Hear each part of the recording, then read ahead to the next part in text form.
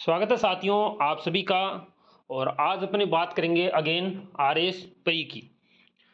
देखो पहले भी मैंने बहुत बार बोला है कि आरएस की तैयारी करने वाले जितने लोग हैं राजस्थान में उतने ही लोग अब तैयारी करवाने वाले भी हो गए हैं। और मुझे तो लगता है धीरे धीरे ज़्यादा ही हो रहे हैं कि जो बता रहे हैं कि हम तैयारी कैसे करते हैं, इधर आओ आपको बताते हैं, इधर आओ। मतलब इतने ज़्यादा एक्सपर्ट हो चुके हैं कि पूछो ही मत। उन्हीं एक्सपर्ट्स में से किसी एक एक्सपर्ट की बनाई हुई पीडीएफ मुझे किसी स्टूडेंट ने भेजी, तो उसके बारे में फिर मैंने ये देखा तो उसको, तब मैंने सोचा ये वीडियो तो बनाना बड़ा ज़रूरी है, वरना ये कैसे लोग मार्केट में आ चुके हैं। तो चलिए अपनी वीडियो को शुरू करते हैं।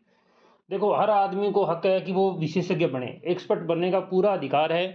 वो अगर उसको लोग एक्सपर्ट मान रहे हैं तो मुझे उसमें क्या दिक्कत है? मुझे कोई दिक्कत नहीं है, अपने एक्सपर्ट बने। और लोग उसको बोल रहे हैं कि नहीं आप विशेषज्ञ हो तो कोई दिक्कत नहीं है।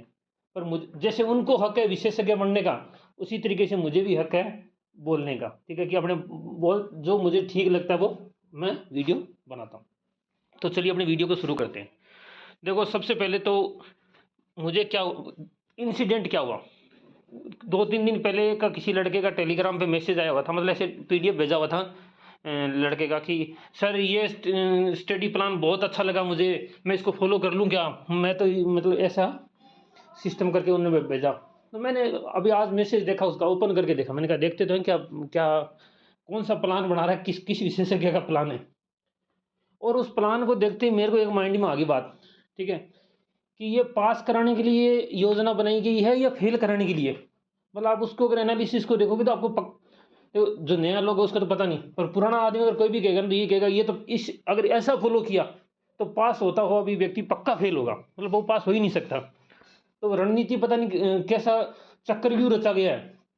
मतलब उस प्लान में इतनी कमियां क्या, वो प्लान था ही नहीं, एक तरीके से वो फेल कराने की योजना थी। ठीक, तो अब उस पर क्या लिखा हुआ, उस पर लिखा हुआ है कि ये स्मार्ट स्टडी के लिए है, स्मार्ट लोग होते हैं वो स्मार्ट तरीके से पढ़ते हैं।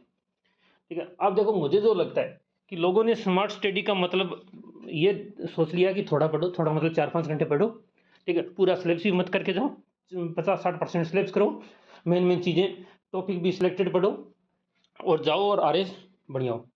देखो मुझे तो ऐसा स्मार्ट स्टडी से बिल्कुल नहीं लगता। किसी भी आप और भी व्यक्ति से पूछ सकते हैं जो ऑलरेडी इन में तैयारी की है और इसने सिलेक्शन इसका हुआ है, वो आपको बिल्कुल नहीं बोलेगा ये बात तो कि आप बिल्कुल सिलेबस ही मत पढ़ो पूरा। दूसरी, अब स्मार्ट स्टडी का क्या मतलब है? देखो मैं जितना जानता हूँ कि अच्छे रिसोर्स मतलब जो अपने बुक है वो अच्छी हो और टू द पॉइंट वाली बुक हो, तो ये स्मार्ट स्टडी का एक मुझे लगता है कि स्मार्ट स्टडी में क्या क्या चीज़ें शामिल है। अच्छे रिसोर्स हो, अच्छी बुक लिस्ट हो, ठीक है, प्रॉपर टेस्ट सीरीज वगैरह अपने लें और प्रॉपर अपने टाइम मैनेजमेंट से काम करें, ठीक है, वो अच्छा स्मार्ट स्टडी कह सकते हैं। अपने जितना पढ़ रहे हैं वो ज़्यादा से ज़्यादा याद रहे, ज़्यादा से ज़्यादा कैसे याद रहे हैं, उसके लिए क्या किया जाए, चाहे तो वो स्मार्ट स्टडी है। ठीक है, और दूसरी अल्टीमेट बात यह है कि वो सब कुछ स्मार्ट स्टडी में शामिल है जिससे अपने ज़्यादा से ज़्यादा नंबर आए। जैसे अगर अपने को रिवर याद नहीं, नदियाँ याद नहीं रह रही, तो अपने कोई मैप से देख लिया तो ये थोड़ी स्मार्ट स्टडी कह सकते हो कि अगर आप सीधे अपने नदियाँ रखेंगे तो याद नहीं रहेगी, अगर थोड़ा सा मैप से देख लिया तो आइडिया रहेगा ऊपर कौन सी नदी है, नीचे कौन सी नदी है, कौन सा क्या है, ये सब है। पर लोगों ने स्मार्ट स्टडी का अलग ही मतलब निकाल लिया है कि पढ़ो ही मत, बिना थोड़ा बहुत पढ़ो काम चल जाएगा। अब हुआ क्या मैं आपको एक एनालिसिस उससे पहले बताता हूँ, वो मैं पूरा बताऊंगा उस शेड्यूल में क्या था। बड़ा ही एनालिसिस ये है कि सपोज करो 10 रीजनिंग के क्वेश्चन है, आप इस छोटी सी बात को समझना। 10 रीजनिंग के क्वेश्चन है, आपने किए 10 क्वेश्चन, अगर आप में 10 में से आपको 3 क्वेश्चन नहीं आ रहे और 7 क्वेश्चन आपने रीजनिंग के कर दिए।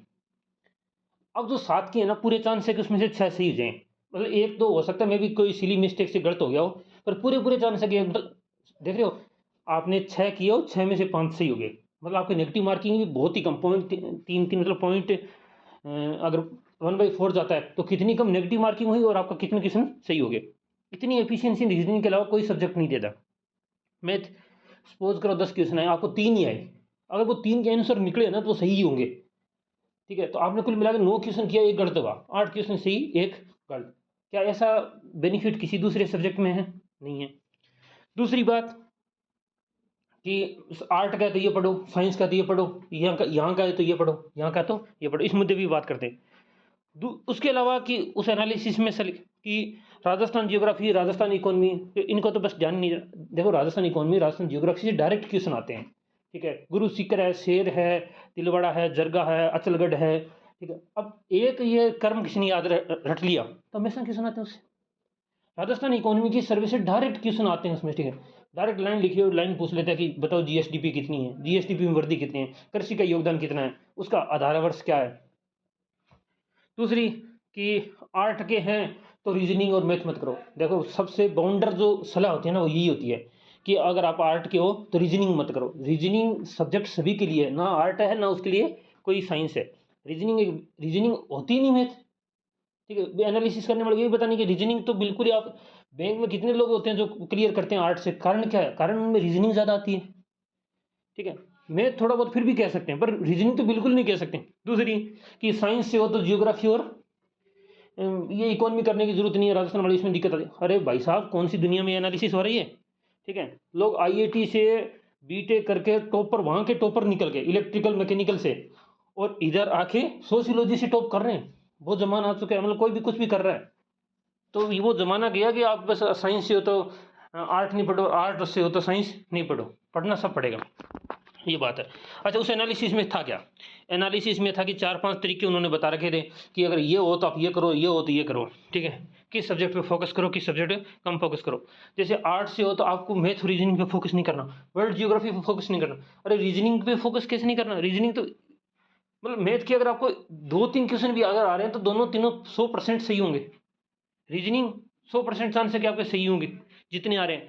वर्ल्ड जियोग्राफी अगर आप उठा के देखोगे तो नदियाँ, पहाड़ियाँ, पर्वत, पठार, अगर आप 10 नाम याद करते हो ना, 10 नदियाँ, 10 पर्वत, 10 पठार, 10 मरुस्थल, ठीक है, और 20 औद्योगिक क्षेत्र, ठीक है। तो लगभग चांस है कि पूरे पूरे कि आप उनमें से कुछ आधे क्वेश्चन कर दो सही, और करोगे वो 100% सही करोगे। तो ऐसी सलाह मैंने उस शेड्यूल में देखी। और साइंस से है तो भाई उनके लिए तो बाउंड्री सलाह थी उनके लिए, ठीक है, कि अगर आप बाकी जैसे आर्ट्स से हो तो ये मत करो। अगर इसके अलावा उन्होंने क्या लगा कि Rajasthan geography, economy, modern history एक बार करने की कम ध्यान दो उसमें। अरे भाई आपको प्री पास करना है, मेंस भी करना है, ठीक है। राजस्थान इकोनॉमी लगभग 30 नंबर की मेंस में आती है, वो कैसे करेगा, क्या प्री पास करना टारगेट है। दूसरी बात बिना इकोनॉमी तो होगी नहीं प्री पास। राजस्थान इकोनॉमी तो कोई कहते कि मैं इस पर ध्यान नहीं दूंगा, राजस्थान इकोनॉमी सर्वे तो रटने की चीज़ है उसको, कि लाइन टू लाइन उसको रटने की ट्राई करो। राजस्थान कल्चर को ध्यान देने, राजस्थान की कल्चर है, वहाँ से मैक्सिमम क्वेश्चन इतने सीधे सीधे रटने वाले क्वेश्चन आते हैं कि आप डायरेक्ट वहाँ से चांस होता है कि ये आभूषण क्या क्या है, ये वाद्य यंत्र, ठीक है। छोटी छोटी चीज़ें वो रटने की चीज़ है। अब स्मार्ट स्टडी के नाम पे ये चीज़ थोड़ी छोड़ेंगे। राजस्थान जियोग्राफी अगेन ये सब बातें, ठीक है। देखो मुझे ऐसा जो लगता है जनरली कि ज़्यादा माथापच्ची किस में नहीं करनी, कौन से सब्जेक्ट है जिनमें ज़्यादा माथापच्ची नहीं करनी। अब इसका ये मतलब नहीं है कि उसको पढ़ना ही नहीं है, नहीं बिना पढ़े। देखो अगर आप नहीं पढ़ोगे तो और पढ़ लेगा, ठीक है। मैंने कहीं एक बात सुनी थी कि अगर मुझे याद नहीं होगा और मैंने अगर उसको याद करने की ट्राई नहीं की तो कोई और याद कर लेगा, और याद कर लेगा तो 750 × 15 मतलब 12,500 लोगों में कोई और आ जाएगा, मैं नहीं आऊँगा। तो कुल मिला के जैसे एंशिएंट इंडिया है, मतलब जो प्राचीन काल की भारत है, उसमें आप बहुत ज़्यादा चीज़ें याद करने की ट्राई मत करो, ठीक है।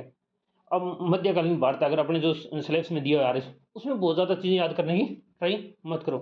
पर इसका ये भी मतलब नहीं है कि एंशिएंट इंडिया में आप अशोक के 4 बातें ही नहीं जानते कि अशोक कौन से जो वो मौर्य का था, क्या था, को कुछ पता ही नहीं, अशोक को गुप्त लगा रहे हैं, नहीं इतना भी नहीं। कुछ तो चीज़ें आपको करनी पड़ेगी मोटी मोटी, ऐसी तो बिल्कुल ही काम नहीं चलेगा।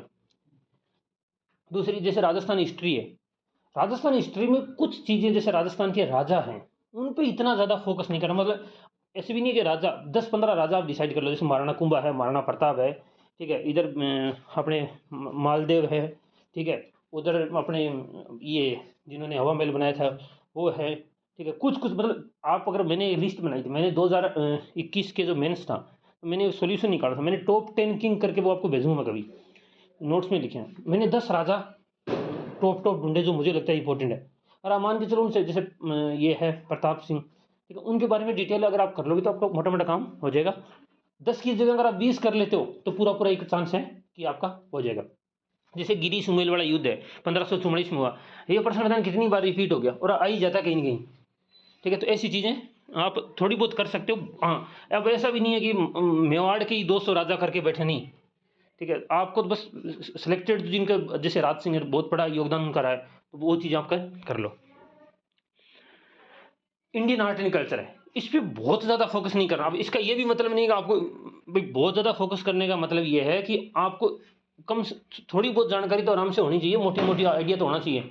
अब आपको इतना ही पता नहीं है कि जहांगीर के टाइम में स्थापत्य कला विकसित हुई थी या जब पेंटिंग, आप कह रहे नहीं जहांगीर के टाइम तो स्थापत्य कला चली थी और शाहजहाँ के टाइम तो पेंटिंग थी। इतने से भी काम नहीं चलेगा। अगेन वही बात, अगर आप नहीं करोगे तो कोई और कर लेगा। इंडियन इकोनॉमी, देखो इंडियन इकोनॉमी में जो बड़े टॉपिक है ना, उसमें तो भले ही आप थोड़ा बहुत कम उसको एक बार देख लिया कोई बात नहीं, पर जैसे मुद्रास्फीति, हमेशा एक क्वेश्चन आता है मुद्रास्फीति से। छोटा सा टॉपिक है, सीधी सी बात है एक, ठीक है, कि अगर पैसे मार्केट में ज़्यादा होंगे तो चीज़ें क्या होगी। तो मुद्रास्फीति एक छोटा सा टॉपिक है, सिलेबस में लिखा हुआ है मानव विकास सूचकांक, हर साल एक क्वेश्चन आता है, एक लाइन लिखी है मानव विकास सूचकांक, ठीक है। तो वो चीज़ें तो आपको करनी है, उनसे तो काम नहीं चलेगा। तो ये वीडियो इसीलिए था कि आप थोड़े से बहुत ज़्यादा एक्सपर्ट आ चुके हैं, मुझे तो खुद डर है कि मैं कहीं भटक ना जाऊँ इस चक्कर में, ठीक है। तो मैं वैसे पीडीएफ देखता हूँ, मैंने बड़ा ही शानदार एनालिसिस मुझे लगा स्टार्टिंग में, उन्होंने डिवाइड किया कि कौन से चुनो। जब आगे पढ़ा मैंने कि किस पे फोकस करें किस पे नहीं, तो मैंने कहा ये कैसे एक्सपर्ट आ गया मार्केट में, ठीक है। और तो आप ऐसे एक्सपर्ट से बचें जो मार्केट में चल रहा है, जो आप किसी भाई बंधु जो आपके आसपास में कोई सिलेक्ट हुआ है या जो आपके ढंग की कोचिंगें हैं, ठीक है, उनको फॉलो करें। या बहुत सारे इतने दुनिया भर के लोगों के वीडियो यूट्यूब पे पड़े हैं टॉपर्स के, जिन्होंने बताया कि क्या क्या करना है। तो आप किसी की वीडियो देखे लें। देखो एक्सपर्ट का क्या होता है, दिक्कत ये होती है कि सपोज करो व्यक्ति आया, उसने कभी कोई राजस्थान पे ध्यान नहीं दिया या कोई एग्जाम नहीं दिया, वो आया और उसने कहा कि चलो मैं बताऊंगा रणनीति कैसे बनती है, और उन्होंने एनालिसिस किया कंप्यूटर में डाल, उसको ये पता नहीं है कि राजस्थान जियोग्राफी के क्वेश्चन सिंपल आते हैं और वहाँ से चांस है ज़्यादा सही होने के। उसको तो इतना पता है कि राजस्थान जियोग्राफी से तो कम क्वेश्चन आते हैं, राजस्थान इकोनॉमी के उसको ये पता नहीं है डायरेक्ट क्वेश्चन आते हैं राजस्थान। अगर आप इंडियन हिस्ट्री के देखोगे, जैसे एंशिएंट और मिडिवल के, तो हो सकता है डायरेक्ट ना मिले आपको कोई बुक में, पर राजस्थान इकोनॉमी के तो सारे क्वेश्चन आपको सर्वे से मिल ही जाते हैं। उसको ये पता नहीं, उसको जितना पता है कि इससे इतना आते हैं, इससे इतना आते हैं, आगे इसको पता नहीं कि डायरेक्ट आते हैं कि इनडायरेक्ट आते हैं, किताब में मिलते कि नहीं मिलते, वो बात नहीं है। तो उम्मीद करता हूँ वीडियो आपके लिए हेल्पफुल रहा हो।